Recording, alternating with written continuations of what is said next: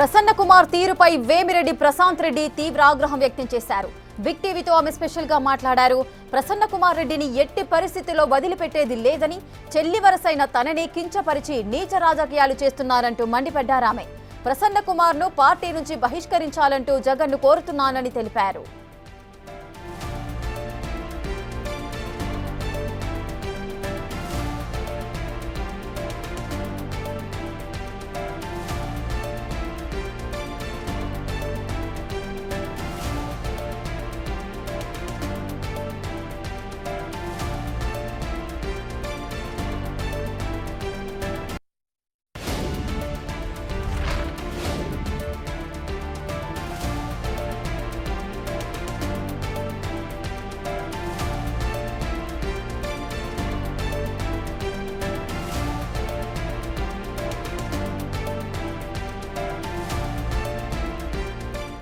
ఇక వేమిరెడ్డి ప్రశాంత్ రెడ్డి గారితోటి మా executive editor Ashok గారి స్పెషల్ ఇంటర్వ్యూ ఇప్పుడు చూద్దాం.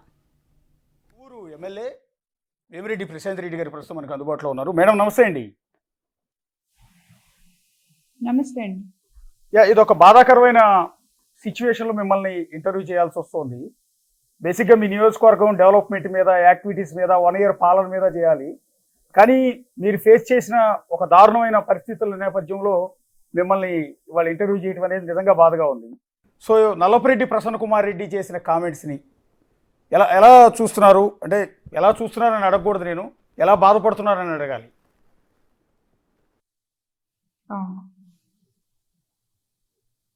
నల్లపురెడ్డి ప్రసన్న అనుచిత వ్యాఖ్యలకి ఏ మహిళైనా కూడా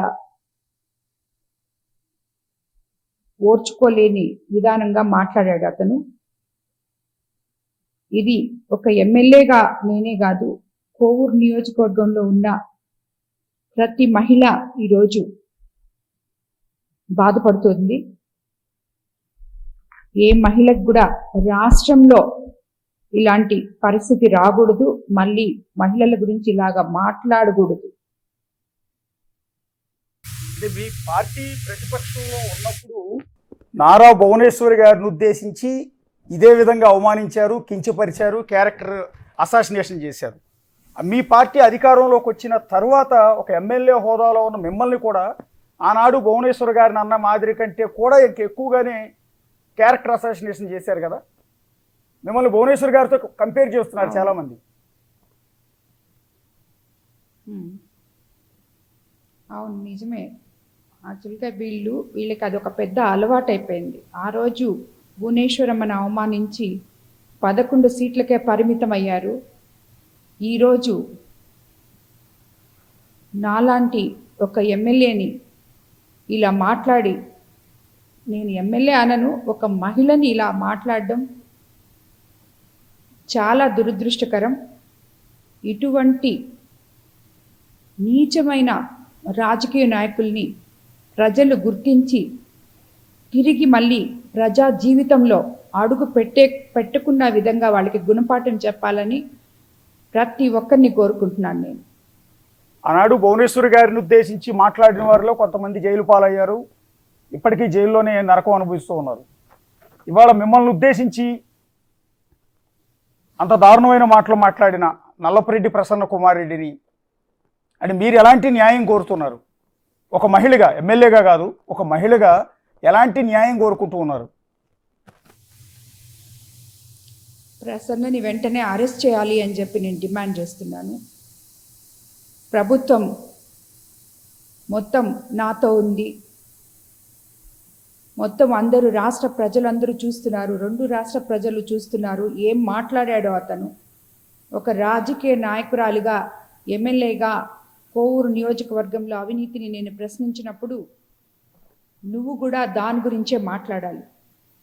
పొలిటికలైజేషన్ చేసినప్పుడు దాని గురించే నువ్వు మాట్లాడాలి. అంతేగాని ఇది వ్యక్తిగతంగా అని కూడా అనరు. అసలు అది ఏం భాషో, అసలు అతను ఏం మాట్లాడాడో నాకు అర్థం కూడా కాలేదు. అలాంటి నీచమైన భాష అతను మాట్లాడడం జరిగింది. దీనికి ఏ మహిళ కూడా అతన్ని క్షమించదు. అంటే మొట్టమొదటిసారి మీరు ఎమ్మెల్యేగా పోటీ చేశారు, పోటీ చేసినప్పుడే 54,000కు పైగా మెజార్టీతో అతన్నే ఓడించారు.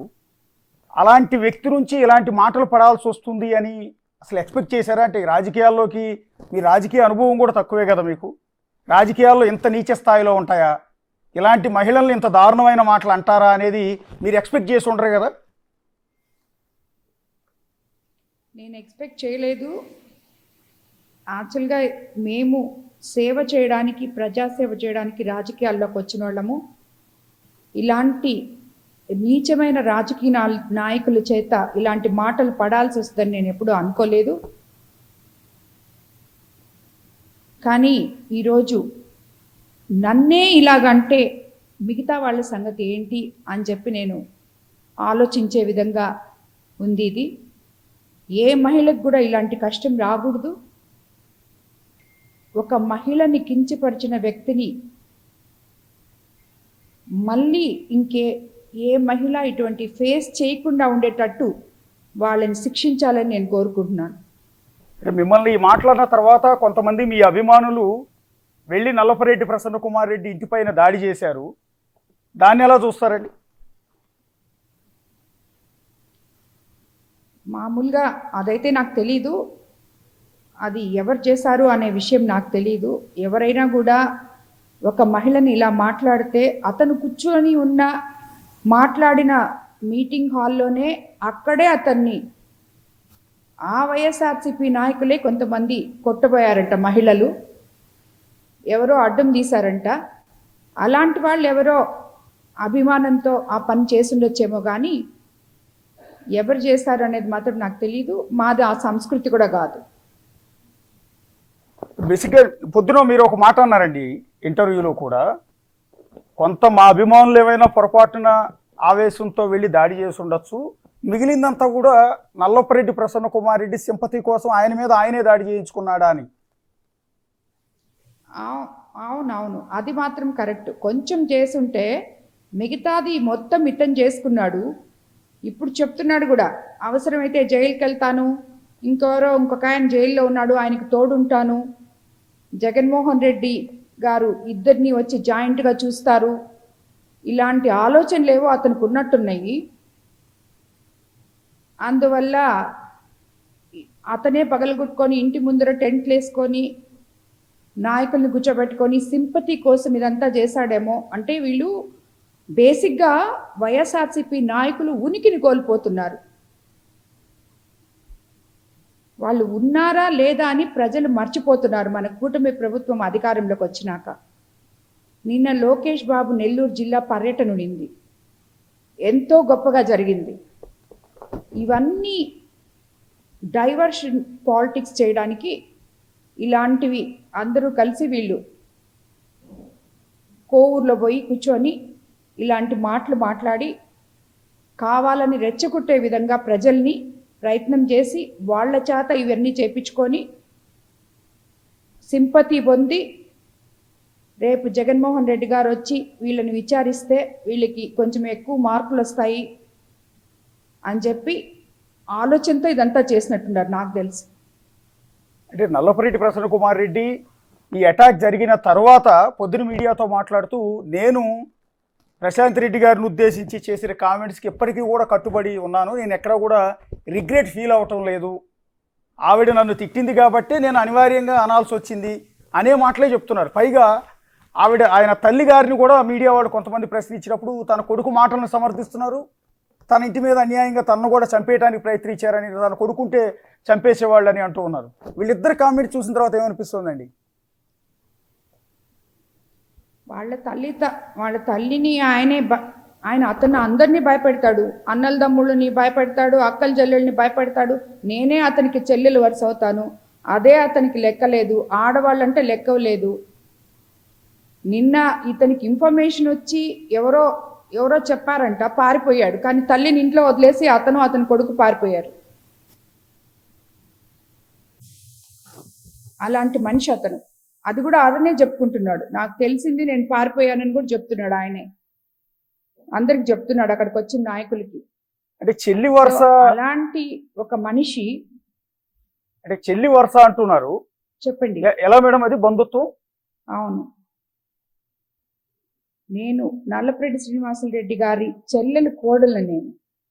ఓకే ఓకే ఓకే అని మీరు already ఇంతకు ముందు ఇతను ఎలక్షన్ అప్పుడు చెప్పినప్పుడు నేను మాట్లాడాను, ఎస్ అవునండి చెప్పున్నాను. అవును అతని ఆయన మేనత్త కోడలని నేను విధివశాత్తు నా భర్త చనిపోయినందువల్ల అవివాహితుడైన వేమిరెడ్డి ప్రభాకర్ రెడ్డి గారిని నా కుటుంబ సభ్యులతో సహకారంతో వాళ్ళ అండతో నేను పెళ్లి చేసుకోవడం జరిగింది. దాని గురించి మాట్లాడుతున్న చెత్త ఇదంతా అతను. అది అది వ్యక్తిగతమైన అంశం కదండి. మీరు సమాధానం ఎవరికైనా చెప్పుకోవాలి, మీరు సమాధానం చెప్పుకోవాల్సి వస్తే మీ కడుపును పుట్టిన మీ బిడ్డలకు సమాధానం చెప్పుకోవాలి, ఇంకా సమాధానం చెప్పుకోవాల్సి వస్తే మీ అత్తగారికి చెప్పుకోవాలి. వీళ్ళందరూ అంగీకారం ఉంది కదా. అదే ఈరోజు వాళ్ళకి ఎంత జ్ఞానం లేదంటే ఇలాంటివన్నీ మాట్లాడుతుంటే ఒక మహిళను గురించి ఆ మహిళకి బిడ్డలు ఉంటారని కానీ కుటుంబం ఉంటుందని కానీ ఇవన్నీ ఏమి ఆలోచించకుండా నీచాతి నీచంగా మాట్లాడిన అతన్ని నిజంగా కూడా ఏం చేసినా పాపం లేదు. ఇది విన్న తర్వాత మీ బిడ్డల నుంచి అట్లా వేమిరెడ్డి ప్రభాకర్ రెడ్డి గారి నుంచి రియాక్షన్ ఏమైనా ఉందండి? అంటే సహజంగా ఎవరైనా బాధపడతారండి, ఎవరైనా కళ్ళం నీళ్ళు వస్తాయి. మిమ్మల్ని అన్న మాటలు విన్న తర్వాత మాకే బాధ అనిపించింది.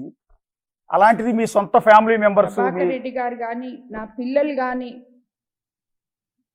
ఈ విషయంలో ప్రతి ఒక్కరము చాలా బాధపడుతున్నాము.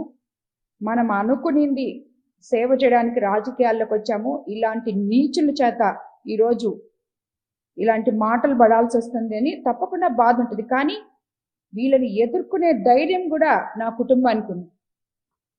ప్రభాకర్ రెడ్డి గారికి కానీ నా బిడ్డలకు కానీ నాకు కానీ మొత్తం వీళ్ళని ఎలా ఎదుర్కోవాలో కూడా నాకు తెలుసు. ఇది జరిగిన తర్వాత చంద్రబాబు నాయుడు గారు లోకేష్ గారు ఏమైనా మాట్లాడారండి మీతో? మాట్లాడారు. పార్టీ మొత్తం నాతో సపోర్ట్గా ఉంది. ఆల్రెడీ కంప్లైంట్ చేశాము, తగు చర్యలు కూడా తీసుకుంటారు ప్రభుత్వం. అంటే ఇది ఒక విచిత్రమైన పరిస్థితి అండి. ఎవరికి రాకూడని ఒక దారుణమైన సిచ్యువేషన్ బహుశా మీరు ఫేస్ చేస్తున్నారు. ఎందుకంటే మీరు వెల్ ఎడ్యుకేటెడ్, మీకు లేదంటూ లేదు. మీకు నిజం చెప్పాలి అంటే మీరు కొత్తగా సంపాదించాల్సిన అవసరం కూడా మీకు లేదు. అలాంటిది ఒక సర్వీస్ చేయాలనే ఉద్దేశంతో పాలిటిక్స్లోకి వచ్చి ఇలాంటి మాటలు, అది కూడా సొంత బంధువుల చేత ఈ మాటలు పడటం, ఇలాంటి రాజకీయాలు చూసిన తర్వాత ఒక మహిళగా ఎలా తట్టుకోగలుగుతున్నారు అని? ఈరోజు కొంతమంది మహిళలు ఉన్నారు, వాళ్ళు ఒకరిని చూసి ఒకరి ఇన్స్పిరేషన్గా రాజకీయాల్లోకి వస్తున్నాం సేవ చేయాలనే ఆలోచనతో ఇలాంటి నీచులు మాట్లాడిన దానికి భయపడిపోయి వెనక్కిపోయే వాళ్ళం కాదు. ఏ ఒక్కరు కూడా ధైర్యంగా ముందుకెళ్ళాలి. ప్రజలు మాలాంటి నీతి నిజాయితీ ఉన్న నాయకులు వెంటే ఉంటారు, మాకు అండగా ఉంటారు. ఈరోజు కోవూరు నియోజకవర్గంలో నేను ఎలక్షన్లో తిరిగేటప్పుడు తిరిగిన ప్రతి బిడ్డ కూడా ఈరోజు నాకు అండగా ఉన్నారు. వీళ్ళందరి సపోర్ట్తో ఇటువంటి ఎన్నన్నా కూడా ఎదుర్కోగలం. అప్పట్లో భువనేశ్వర్ గారిని ఉద్దేశించి తెలుగుదేశం పార్టీ ప్రతిపక్షంలో ఉన్నప్పుడు దారుణమైన కామెంట్ చేశారండి. అండ్ నెక్స్ట్ వచ్చి రీసెంట్గా అమరావతిని వేశ్యల రాజధాని అని అదే వైఎస్ఆర్ కాంగ్రెస్ పార్టీ ఛానల్ సాక్షి ఛానల్లో కూర్చుని ఒక జర్నలిస్ట్ కృష్ణరాజు కామెంట్ చేశారు. ఇవాళ ఒక ఎమ్మెల్యేని పట్టుకుని మిమ్మల్ని ఉద్దేశించి ఇంత కించపరిచే కామెంట్ చేశారు. ఏంటంటే మీరు ఆ పార్టీలో కూడా పనిచేసి వచ్చున్నారు. మీరు కానీ మీ భర్త గారు ప్రభాకర్ రెడ్డి గారు కానీ, జగన్ గారికి ప్రభాకర్ రెడ్డి గారు కానీ మీరు కానీ వెరీ క్లోజ్.